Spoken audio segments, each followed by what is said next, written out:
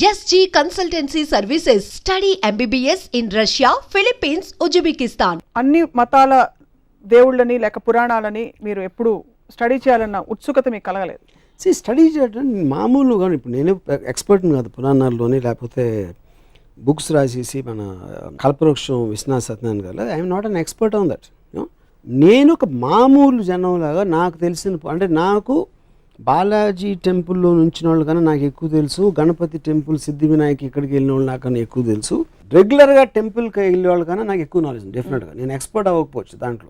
So నేను మామూలు ఒక జనం ప్రతినిధిగా పురాణాల మీద నాకు వచ్చిన డౌట్ ఎక్స్ప్రెస్ చేస్తున్నాను అంతే.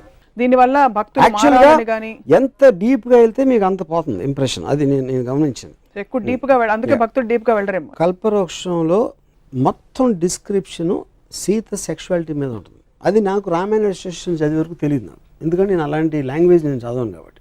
ఇలాంటి కాళ్ళు గల సీత అలా సీతని తను చూసాడంటే అది శృంగారం అనొచ్చు, మీరు ఏదైనా ఆస్పెక్ట్ అవ్వచ్చు, కానీ అది మనం నార్మల్ ఆస్పెక్ట్లో రామాయణాన్ని ఎప్పుడు అలా చూడం. కానీ అది రాసింది విశ్వనాథ సత్యనారాయణ గారు, వాట్ ఎవర్ ఐ మీన్ అది ఎలిమెంట్. అది రాయకూడదని నేను ఆర్గ్యూ చేయట్లేదు. వాట్ ఈజ్ మనకి ఇది వస్తుంది, ఇలాంటిది మనం ఇలా చూడకూడదు అనేది ఇష్యూని మనం పక్కన పెట్టేసి మిగతాదంతా మాట్లాడతాం.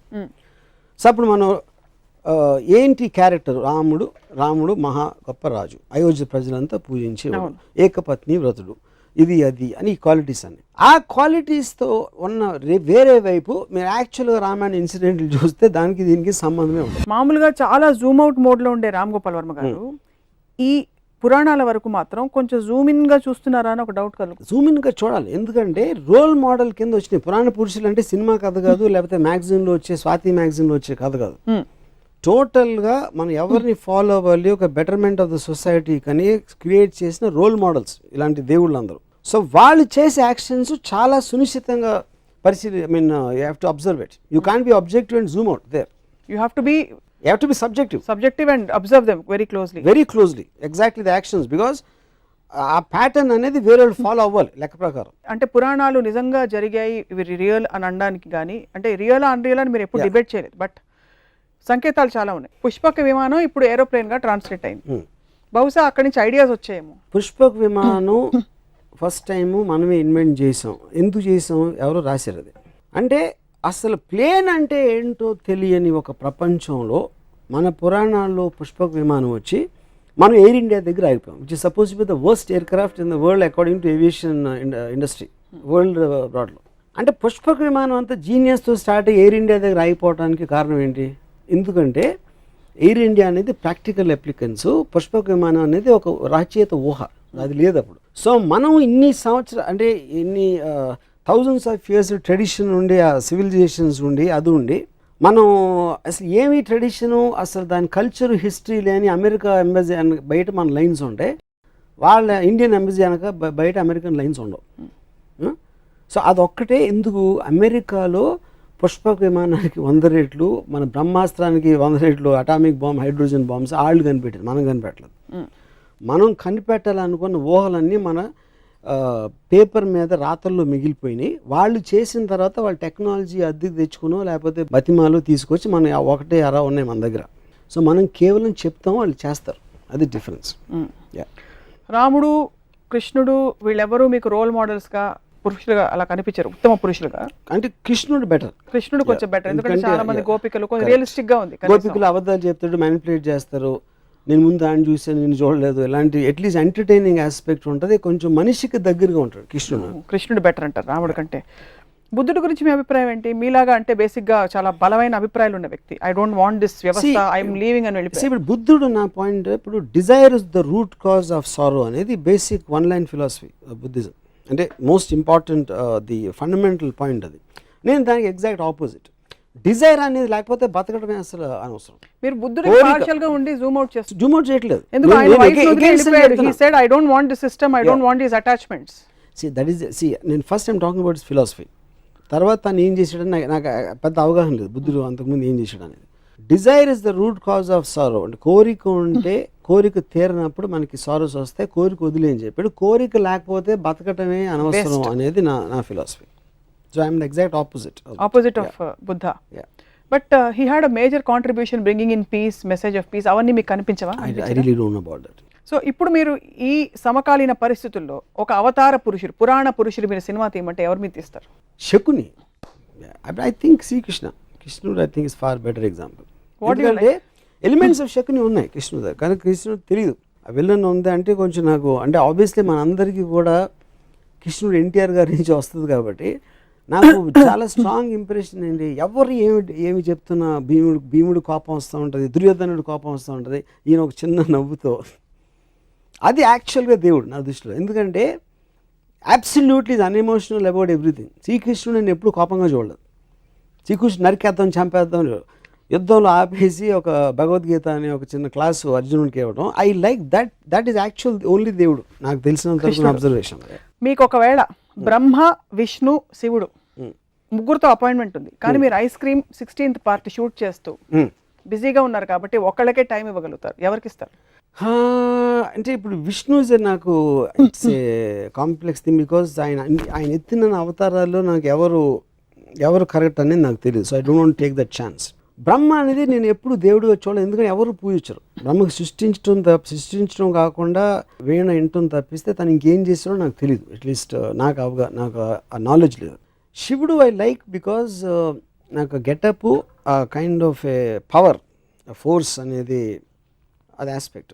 సో వాళ్ళ ముగ్గురే తీసుకుని వాళ్ళు వేసిన అవతారాలు కొంచెం పక్కన పెడితే ఐ థింక్ శివ.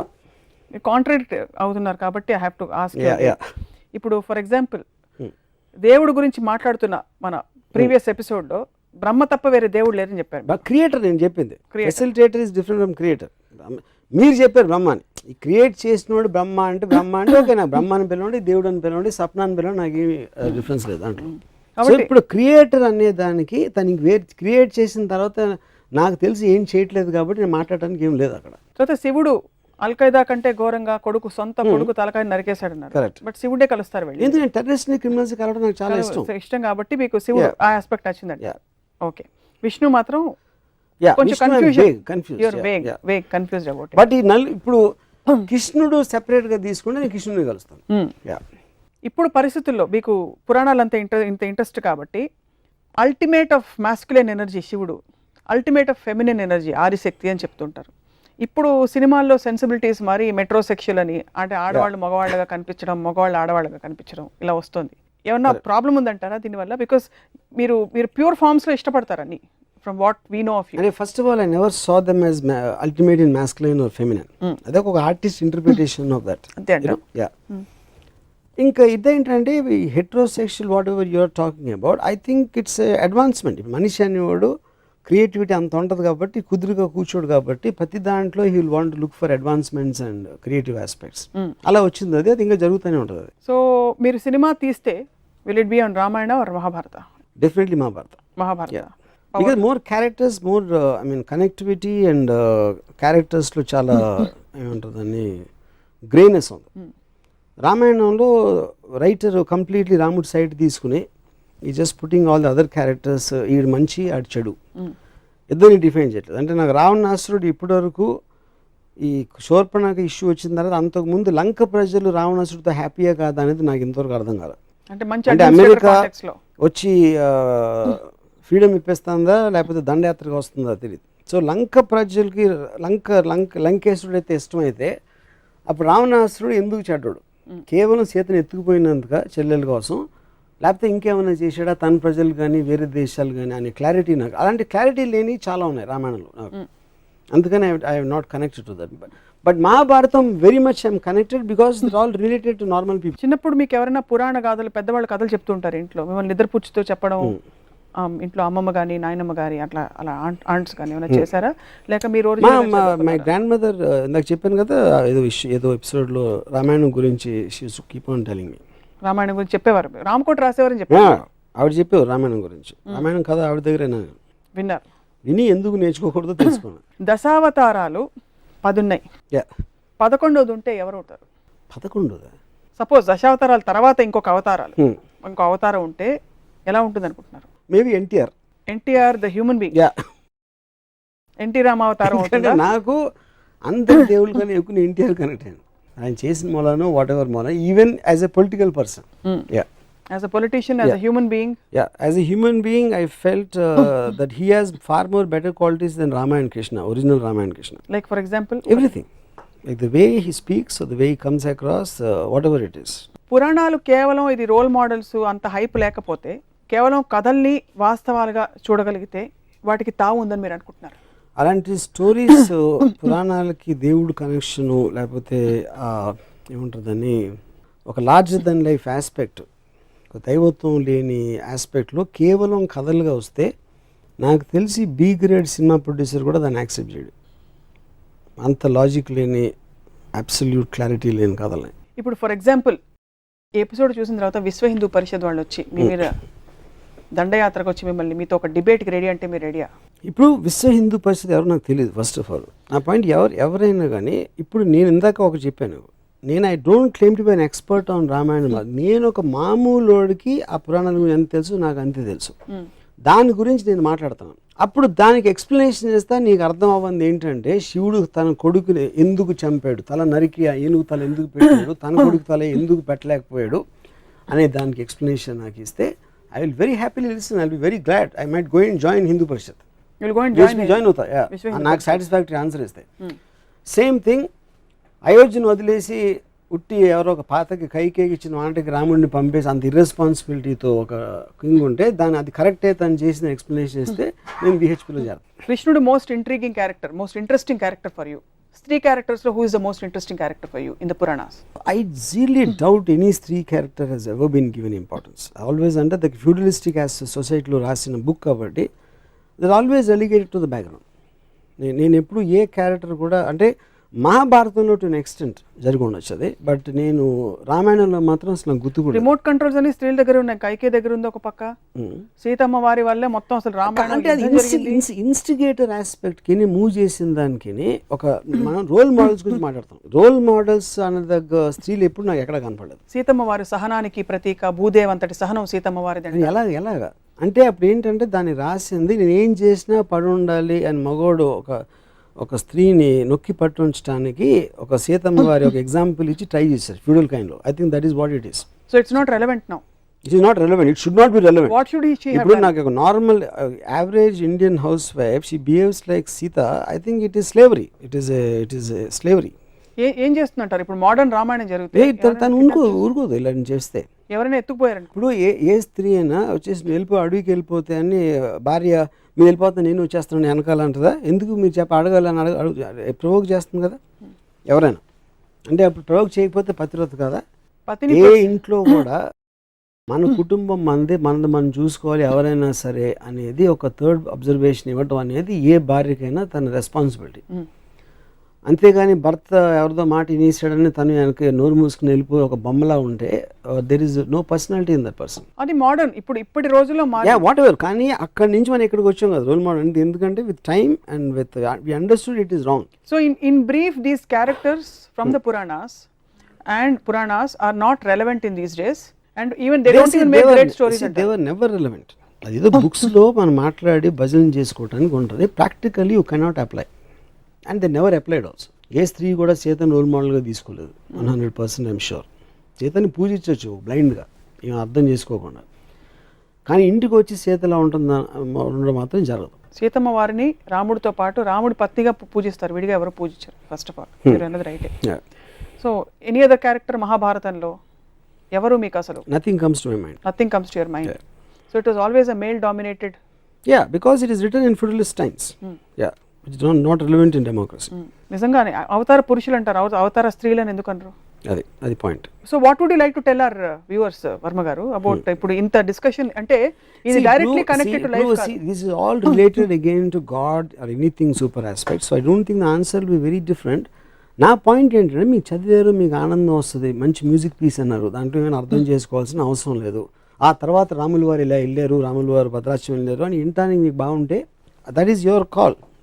మీ ఎలాంటి మ్యూజిక్ ఇష్టం, ఎలాంటి కథ ఇష్టం అనేది మీ సెన్సిబిలిటీ, మీ ఎక్స్పోజర్, మీ ఐక్యూ లెవెల్ అలాంటి రకరకాల ఆటల మీద ఆధారపడి ఉంటుంది. కానీ పాయింట్ ఏంటంటే మీరు పూజించే ఒక గ్రంథం, మీరు పూజించే పురాణ పురుషులు అసలు నిజంగా ఆ పూజలకి అర్హుల అనేది క్వశ్చన్ చేసుకుంటాం అనేది ప్రోగ్రెషన్కి సింబల్. అది ఒకటి నేను చెప్పేది. ప్రోగ్రెషన్ అన్నారు కాబట్టి ఈ క్వశ్చన్ అడుగుతున్నాను. అప్పట్లోనే పురాణాల్లో progressive thoughts, for example homosexuality లాంటి కొన్ని బలమైన, ఇప్పుడు ఇంకా వివాదాస్పదం అవుతున్న కొన్ని అంశాలు అప్పుడే ప్రస్తావించారు. అప్పుడు ప్రోగ్రెసివ్ టైమ్స్ కాదంటారు. అయితే ఇప్పుడు అది ప్రస్తావించిన తర్వాత వెనక్కి ఎందుకు వచ్చామన్న, పుష్పక విమానం కట్టేసి ఎయిర్ ఇండియాకి వచ్చి అప్పుడు అది చెప్పి ఇప్పుడు కూడా సెక్షువల్ రిప్రెషన్ పెట్టి అప్పుడు అక్కడ ఏదో మనం టెలిస్కోప్ దిక్సూచి ఉంది అని చెప్పి ఇటలీ అమెరికా కనిపెట్టిన 40 సంవత్సరాలకి మన దేశానికి వచ్చి అక్కడ కనిపెట్టి అక్కడ ఎందుకు ఆపేసి, ఎందుకంటే మనం కనిపెట్టలే, ఇది అదేమీ లేదు, అది ఎవరో రాసుకున్నారు. ఆ పర్టికులర్ రాసిన అతను తనకి గే ఫీలింగ్స్ ఉంటే తను రాసేసి ఉంటాడు. But that doesn't mean it is representative of the society, ఆ పర్టికులర్ సొసైటీకి రిప్రజెంటేటివ్ అని అనుకోదు. అప్పట్లో ఇద్దరు వైఫ్స్ని లేకపోతే అలాంటి పరిస్థితులని, నలుగురు భార్యల్ని హ్యాండిల్ చేసే కెపాసిటీ క్యారెక్టర్స్కి ఉండేది. కానీ ఇప్పటి రోజుల్లో అది అన్వయించుకునే ప్రయత్నం చేస్తే సొసైటీ కేయోటిక్ అయిపోతుంది కనుక it is those aspects are not applicable except to see how beautifully in spite of all these things they coexisted అని కొంతమంది విజ్ఞులు చెప్తూ ఉంటారు. బేసిక్లీ అప్పట్లో ఎక్కువ ఉండేది హారెమ్స్ అనేది, వందల ఆడవాళ్ళు మెయింటైన్ చేసేది పురాణాల్లో ఉండేది. In any religion including the kings, 1940 ముందు ఉన్న ఇండియన్ కింగ్స్ కూడా they use to maintain a lot. So the point of complete అమ్మాయి ఆడవాళ్ళకి ఫ్రీడమ్ ఇవ్వకుండా ఇష్టం వచ్చినట్టు బతికే ఆస్పెక్ట్ అనేది ఫ్యూడలిజంలో ఉంటుంది. And all Puranas are connected to feudalism. ఎందుకంటే రాముడు వాళ్ళందరూ రాజులు, మహారాజుల కాలంలో జరిగిన స్టోరీ అది. అవును. సో ఆ ఆస్పెక్ట్లో మీరు ఇందాక చెప్పిన దానికి రెలవెన్స్ ఉండదు. అది ఇప్పుడు దాంట్లో ఏంటి, మీరు ఒక లిబరల్ సోషల్ ఒక కాంప్లెక్స్ ఆస్పెక్ట్ ఆఫ్ డెమోక్రసీ సొసైటీలో ఉన్నప్పుడు ఇద్దరు భార్యలకి మల్టిపుల్ వైఫ్స్కి ఫ్యూడలిస్ట్ కాలంలో ఉండేదానికి ఫండమెంటల్ తేడా ఉంది. ఎందుకంటే అక్కడ రిప్రెషన్ ఎక్కువ ఉంటుంది. ఇప్పుడు రిప్రెషన్ ఉండడానికి ఛాన్స్ లేదు.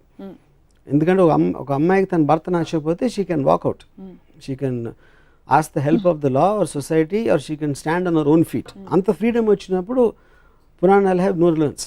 ఒక చిన్న క్వశ్చన్ నేను మిమ్మల్ని అడుగుతాను, మీరు అడుగుతున్నారు కాబట్టి చాలా ప్రశ్నలు పురాణాల గురించి. I would like to ask you, గుళ్ళు కట్టించినప్పుడు కూడా రాముడు అవతారం, కృష్ణుడు అవతారం, నరసింహ అవతారాన్ని కూడా కట్టించారు గుడి. పరశురామ అవతారానికి లేదు. ఫస్ట్ వచ్చిన మత్స్య, కూర్మ, వరాహ అవతారాలు ఉన్నాయి. వాళ్ళ గుళ్ళు ఎందుకు లేవంటారు? ఇప్పుడు గుళ్ళు కట్టడం అనేది బేసిక్గా అంటే ఆల్వేస్ మనకు ఒక హ్యూమన్ బీయింగ్ ఆస్పెక్ట్ ఉన్నది దాంట్లో. ఏదో చేస్తారు అని అప్పుడు, ఎందుకంటే చేపని ఏం చేసినా చేప ఈదుతుంది, ఈదటం కన్నా ఇంకేం చేస్తుందో తెలియదు మనకి. వరాహం అంటే ఇప్పుడు నేను లోకలైజ్ లాంగ్వేజ్లో పందు ఏదో వడవర్, ఐ మీన్. సో ఒక యానిమల్ ఆస్పెక్టు, ఒక చేప, ఒక స్నేకు, సర్పావతి, ఇవన్నీ కూడా you don't know where else to take it. కానీ అంటే మన కార్టూన్స్ లాగా ఒక హ్యూమన్ ఆస్పెక్ట్ ఇచ్చేస్తే కార్టూన్కి మీ కనెక్టివిటీ ఎక్కువ ఉంటుంది. సో హ్యూమన్ అవతారాలన్నీ కూడా శ్రీకృష్ణుడు అవతారానికి మత్స్య అవతారం చేప, శ్రీకృష్ణుడు అంటే మనిషి. అప్పుడు ఎలా ఉంటాడు, ఏం చేశాడు, తను పొద్దున్న లేచి ఎవరికి పుట్టాడు, ఎలా పెరిగాడు, బాల్యం, తర్వాత ఏం చేశాడు, ఇవన్నీ ఉంటాయి. కాబట్టి మీకు కనెక్టివిటీ అనేది జరుగుతుంది ఎక్కువ, which is the reason why human shapes అనేది ఇంపార్టెంట్ అక్కడ. సో హ్యూమన్ షేప్స్ లేని అవతారాలకు అందుకే గుళ్ళు లేవు. That's the main issue. మీకు చాలా భయంకరమైన నాలెడ్జ్ ఉంది పురాణాల మీద. ఉంది కాబట్టి ఈరోజు మీ అభిప్రాయాన్ని మాతో పంచుకున్నారు. టీవీ ఛానల్ తరఫున, బహుశా మీ తరఫున కూడా ఇది ఎవరిని నొప్పించడానికి ఉద్దేశించిన కార్యక్రమం కానే కాదు. కేవలం ప్రజాస్వామ్యంలో స్వేచ్ఛగా మీరు వ్యక్తపరిచే, రామ్ గోపాల్ వర్మ గారు వ్యక్తపరిచే కొన్ని అభిప్రాయాలు, ప్రశ్నలు, బహుశా ఎవరికైనా సమాధానాలు ఉంటే గనక తప్పకుండా మమ్మల్ని మీరు కాంటాక్ట్ చేయవచ్చును. వర్మ గారికి మేము ఈ సమాధానాలు తెలియపరుస్తాం. ఏమంటారు రాము గారు? Of course I will love it. నేను మీరు చెప్పింది అదే, నేను నొప్పించడానికి నా ఇంటెన్షన్ కాదు. కానీ మీరు బిలీవ్ చేస్తుంది, మీరు ఎప్పుడన్నా ఆలోచించారా? నేను ఆలోచించిన దానికి నాకు సమాధానం లేదు. మీ దగ్గర సమాధానం ఉంటే I will be very happy to hear. And మీరు అప్పుడు వేసిన క్వశ్చన్స్కి నేను ఆన్సర్ చెప్పడానికి ఇక్కడ ఉంటాను. So closing on a positive note, ఒక అవతార పురుషుడు, ఒక ఎగ్జాంపులరీ హ్యూమన్ బీయింగ్ని మనం రోల్ మోడల్గా పెట్టుకుని ఒక సొసైటీకి ఒక గైడెన్స్ అవుతుందంటే మీరు ఎవరిని సజెస్ట్ చేస్తారు? అది ఇంపాసిబుల్, జరగదు. ఎందుకంటే ఏ మనిషి కూడా ఒక దేవుడి లెవెల్కి వెళ్ళాడు. దానికి కారణం ఏంటంటే మనిషికి జెలసీ అనేది ఇన్హెరెంట్ బై నేచర్. సో ఒక టైంలో మనం చాలా టైం అయిపోయింది కాబట్టి మనం గాంధీ గారు మహాత్ముడు అంటాం. కానీ గాంధీ గారు ఉన్న టైంలో ఆయనకి చాలా అపోజిషన్ ఉంటుంది, రకరకాల క్రిటిసిజం ఉండేది. సో ఇప్పుడు ఇవాళ రోజున సేమ్ గాంధీ క్వాలిటీస్తో ఉన్న ఒక మనిషి వస్తే, ఒకవేళ ఇవాళ మన పూజ్యని బాపూజీ అంటున్నాం, టీవీ 9లో వికట కవిలో వేస్తారు. ఫస్ట్ వికట కవిలో వచ్చిన తర్వాత ఎవ్వరూ లీడర్ అవ్వలేరు దాని తర్వాత. సో మనిషికి ఇంకొక మనిషి మీద రెస్పెక్ట్ ఉండటం అనేది జరగదు, ఇంపాసిబుల్. అది ఫేజెస్లో, షార్ట్ పీరియడ్స్ జరుగుతుంది. అందుకని గురువులు అంటే అది రిలీజన్ కనెక్టెడ్. దేవుడు మనిషి కాబట్టి సస్టైన్ అవుతారు. ఎప్పటి వరకు స్కాండల్ వచ్చే వరకు. నిత్యానంద స్వామి కన్నడ భాషలు చూశాడు, లేకపోతే ఆసారాం బాపు ఎక్కడో వెళ్ళి అలాంటి ఒక హ్యూమన్ థింగ్ చేసినంత వరకు వాళ్ళ దృష్టిలో దైవం తర్వాత వాళ్ళే, లేకపోతే వాళ్ళు కూడా దేవుళ్ళే. సో దేవుడు అనేది పురాణ పురుషుడు అనేది దానికి ఇంపార్టెంట్. ఎందుకంటే మీకు ఒక లార్జర్ దెన్ లైఫ్ ఒక రోల్ మోడల్ అవసరం. అండ్ అది మనమే సృష్టించుకుంటున్నాం. దేవుడు సృష్టించాడు, మనం సృష్టిస్తున్నాం దేవుడిని మన అవసరం కోసం. Although it's not relevant to the discussion we had. పురాణాలు జరిగాయని మీరు నమ్ముతున్నారా? అని నమ్మను. ఎందుకంటే అంత లాజిక్ లేనిది రేషనల్గా జరగడం కష్టం, ఇంపాసిబుల్ అది. ఎందుకంటే నేను వాళ్ళు రాసిన పురాణం బట్టి చెప్తున్నా. ఎన్ని సంకేతాలు ఉన్నా, శ్రీలంక బ్రిడ్జ్ కనిపించినా, ఇంకోటి కనిపించినా, శ్రీలంక బ్రిడ్జ్ మనం చెప్తున్నాం. మన ఇండియాలో ఏంటంటే ఏది కనిపించినా నాదే అని చెప్తాం. పైన రామజన్మభూమి అది ఇది అని కొట్టుకుంటున్నారు. అదే చెప్తారు, ఎవరు చెప్తున్నారు? నా పాయింట్ చెప్తున్నారు. ఇందాక చెప్పాను కదా, పుష్పక విమానం కనిపెట్టాం, అక్కడ ఎక్కడికి వెళ్ళిపోయింది, వచ్చిన తర్వాత ఎందుకు వెళ్ళిపోయింది అనేది నా ప్రశ్న. So you don't even believe. మీరు త్రేతాయుగంలోనో ద్వాపరయుగంలో ఎక్కడో పుష్పక విమానం ఒకవేళ తయారు చేసి ఉంటే అది ఉండలేదు, ఏమైపోయింది, ఆ థాట్ ఎక్కడికి వెళ్ళిపోయింది, ఒకటి పెట్రోల్ లేకుండా నడిచేది అది. కానీ ఎందుకు వెళ్ళిపోయింది, ఎక్కడికి వెళ్ళిపోయింది అది? అప్పుడు మళ్ళీ రైట్ బ్రదర్స్ 1910లో ప్లేన్ చేసిన తర్వాత మనం 1940లో అడుక్కుని ఒక చిన్న ప్లేన్ తెచ్చుకున్నాం. పుష్పక విమానం తెలివి మనకి అన్ని వేల సంవత్సరాల క్రితం ఉంటే మధ్యలో ఎక్కడికి వెళ్ళిపోయిందో తెలివి అంటున్నా. కల్కి అవతారం అయిపోయిందంటారా, ఉందంటారా, ఇంకా వెయిట్ చేస్తారా మీరేమన్నా? అంటే నేను కల్కి వచ్చే టైంకి నేను అసలు అవతాల గురించి పట్టించుకోవడం మానేశాను. So I don't have any knowledge about that. బహుశా చెప్పలేము, మన మధ్యలో ఎక్కడైనా మన మనుషుల్లో దాగి ఉన్నా ఉండొచ్చు. ఉండొచ్చు. నేనే అవ్వచ్చు, మీరే అవ్వచ్చు. అవతార పురుషుడు రామ్ గోపాల్ వర్మ గారు. పురాణాలు నిజంగా అసలు క్షీరసాగర మథనంలాగా నా బ్రెయిన్ అంతా మదించబడినట్టు నేనే కాదు, ప్రేక్షకులు కూడా చాలా మంది ఫీల్ అవుతూ ఉండొచ్చు. ఎందుకంటే ఆలోచించవలసిన విషయాలు చాలా ఉన్నాయి. But will come back to you with some answers. Thank you very much. I will love it. పెద్దలతో మాట్లాడి వారి సమాధానాల్ని మీ దాకా చేరవేస్తాం. వాటికి మీరు కౌంటర్ క్వశ్చన్స్ ఏమైనా ఉంటే చెప్పండి వీలైతే అతి త్వరలో. Thank you very much Varma గారు, పురాణాల గురించి మాట్లాడేందుకు. ఇది అవతార పురుషుడు రామ్ గోపాల్ వర్మ గారితో పురాణాలపై ఆయన వ్యాఖ్యానం. మరొక రసవత్తర అంశంపై ఇలాగే రామోయిజం కొనసాగుతుంది. Stay tuned.